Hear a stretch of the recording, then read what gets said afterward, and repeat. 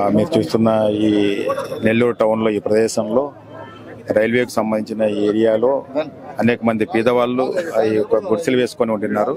దురదృష్టవశాత్తు ఈ రోజు 3 గంటలకు ఈ యొక్క ఫైర్ అనేది సంభవించడం జరిగింది.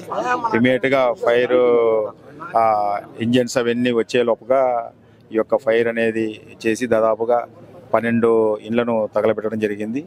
సో దాంట్లో దురదృష్టవశాత్తు ఒకరు చనిపోవడం జరిగింది.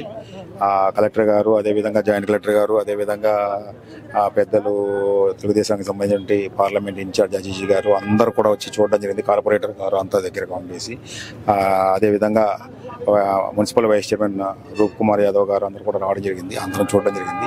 ఎన్యుమరేషన్ చేసి ఇప్పుడు వెంటనే వారికి ఈ యొక్క డబ్బులు ఇవ్వడం జరిగింది. ఇప్పుడు మనకు ప్రతి ఒక్కరికి కూడా 8,000 రూపాయలు, అదేవిధంగా 15 కేల బియ్యము, అన్ని రకాల ఎసెన్షియల్, ఇప్పుడు మనకు కందిబెడలు అయితేనేమి, అదేవిధంగా చక్కెర, ఉల్లిగడ్డలు ఇవన్నీ కూడా వాళ్ళకి ఇవ్వడం జరుగుతుంది. టెంపరీగా ఒక 2 రోజుల దాకా మనం వాళ్ళని కమ్యూనిటీ హాల్లో ఇక్కడ పెడదామని నిశ్చయించుకోవడం జరిగింది. వాళ్ళు నార్మల్ స్థితికి వచ్చి వాళ్ళు టెంపరీగా వాళ్ళకి ఏదో ఒక షెడ్ ఏర్పాటయ్యేంత వరకు ఇది కలెక్టర్ గారి ఆదేశం. ఇంకా ఏదన్నా కానీ ఇప్పుడే ఈ రిపోర్టును కూడా మనము తహసీల్దార్ గారు మేము కలిసేసి కలెక్టర్ గారికి ద్వారా ప్రభుత్వం కూడా మనం పంపడం జరుగుతుంది. ఇంకా ఏదన్నా ఫర్దర్ ఏదన్నా కనుక శాంక్షన్ ఏదైనా వచ్చినట్టు కూడా అది కూడా మీ తెలియజేసేసి వారికి అందజేయడం జరుగుతుంది. దురదృష్టకరణ సంఘటన, అదే ఒక్కరు చనిపోయినారు, వాటికి కూడా మనకు అమౌంట్ ఖచ్చితంగా వస్తుంది. వాటికి కూడా ప్రభుత్వం పంపిస్తున్నాము. ఇవన్నీ పంపించి ఫార్మాలిటీస్ ఉన్నాయి. సో ఇప్పుడు అదంతా అయిపోయిన తర్వాత కేసు కూడా రిజిస్టర్ అయ్యింది. అవన్నీ కూడా తీసుకొని మనం రిపోర్ట్ పంపిస్తాము.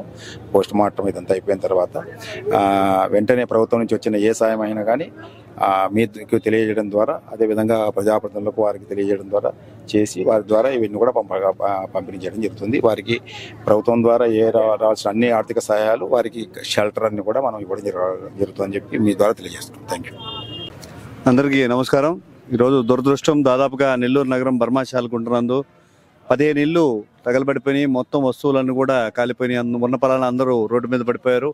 గత ప్రభుత్వాల మాదిరిగా కాకుండా మార్పు మొదలైంది అనే విధంగా ఈరోజు నారాయణ గారు, నెల్లూరు శాసనసభ ఎమ్మెల్యేగా గెలిచిన మన పొంగూరు నారాయణ గారు ప్రతి ఒక్క కుటుంబానికి తెలుగుదేశం నాయకులు అజీజ్ గారిని పంపించి ప్రతి కుటుంబానికి 15,000 రూపాయలు అందజేశారు. అదేవిధంగా దురదృష్టవశాత్తు మహిళ మరణించింది, అంగవైకల్యురాలైన మహిళ. అమ్మాయి కూడా 50,000 రూపాయలు సొంత నిధుల నుంచి ఏర్పాటు చేయడం జరిగింది.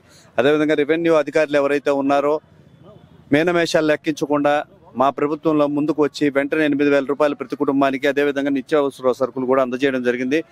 నారాయణ గారు ఎప్పుడు చెప్తా ఉన్నారు, నెల్లూరు నగరంలో ఇల్లు లేని పేదవాళ్ళంటూ ఉండకూడదు, అందరికి పిలిచి మరి ఇల్లు ఇస్తారని చెప్పి వీరందరూ ఈరోజు దాదాపుగా రోడ్డున పడే పరిస్థితి. వీరందరూ కూడా కన్వెన్షన్ హాల్ అందరూ వస్తు ఏర్పాటు చేసి తిండి, ఆహారము, మౌలిక సదుపాయాలు కూడా కల్పించడం జరుగుతుంది.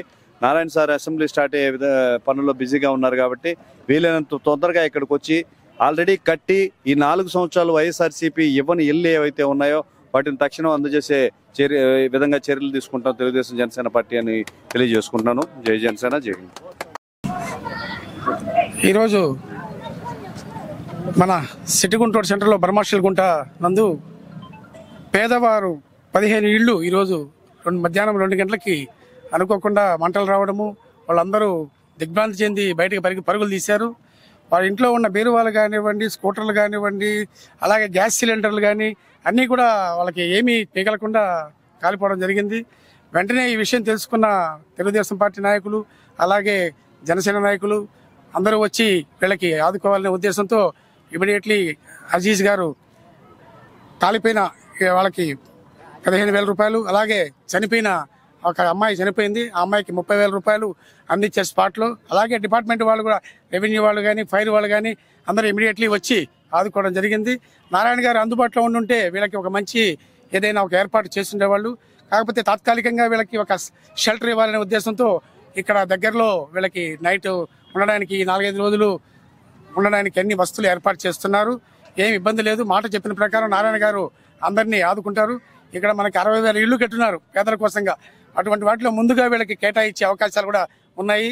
అందువల్ల వీళ్ళందరినీ ధైర్యంగా ఉండాలని అందరినీ కోరుకుంటున్నాం.